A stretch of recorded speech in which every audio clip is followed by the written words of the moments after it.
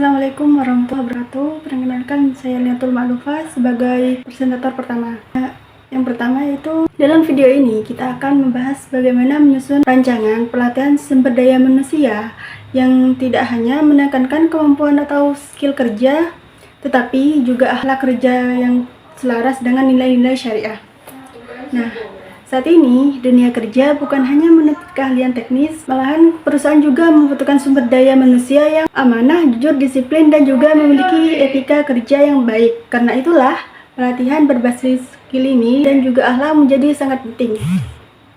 Pelatihan seperti ini juga bertujuan untuk membentuk sumber daya manusia yang kompeten dan berkarakter. Artinya, bukan hanya mampu bekerja, tetapi mampu bekerja dengan benar, jujur, dan bertanggung jawab.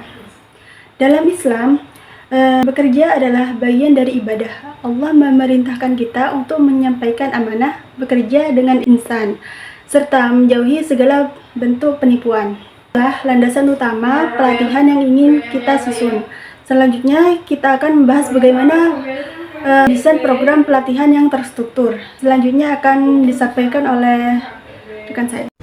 Selain program pelatihan, untuk melakukan pelatihan SDM yang efektif, kita harus memulai dari training needs analysis, yaitu analisis kebutuhan pelatihan. Pada tahap ini kita bisa mencari tahu seperti skill apa yang belum dimiliki oleh karyawan, kebutuhan kerja apa yang belum sesuai dengan etika Islam, dan nilai apa saja yang harus ditingkatkan.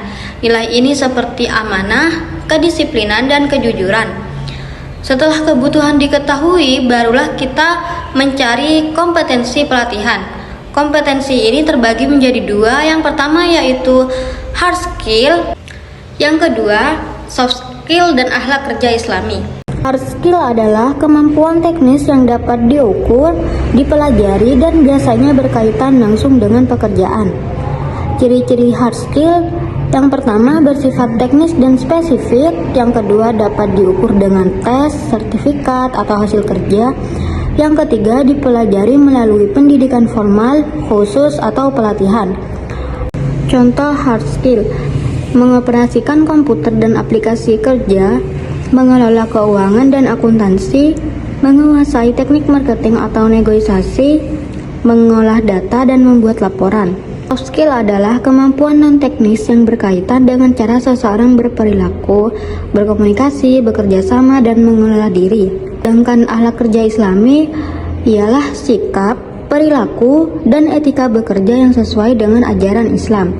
Ini bukan hanya soft skill biasa, tetapi karakter yang memiliki dasar nilai syariah dan spiritual.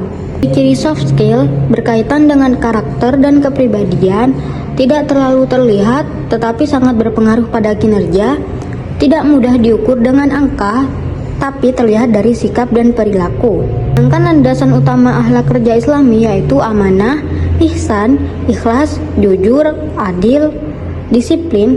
Sedangkan landasan utama akhlak kerja Islami amanah, ihsan, ikhlas, jujur, adil, disiplin, dan menepati waktu.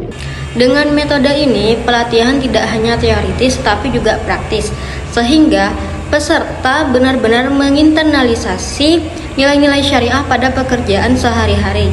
Selanjutnya kita masuk ke integritas nilai syariah dan evaluasi. Saya akan membahas tentang nilai-nilai syariah dapat diintegrasikan ke dalam pelatihan melalui dua cara, yaitu pada isi materi dan proses pelatihan.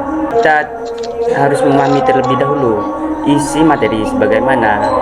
Nah, dalam sebuah perusahaan itu pastinya sebelum masuk ke perusahaan seharusnya ada dari pihak perusahaan melatih pelatihan dan untuk nanti kerja di suatu perusahaan.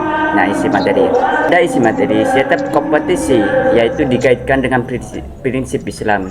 Seperti halnya disiplin waktu dikaitkan dengan pentingnya manfaat waktu dalam Al-Quran.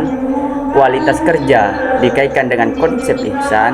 Dan yang ketiga itu kejujuran dikaitkan dengan larangan menipu dalam hadis Rasulullah.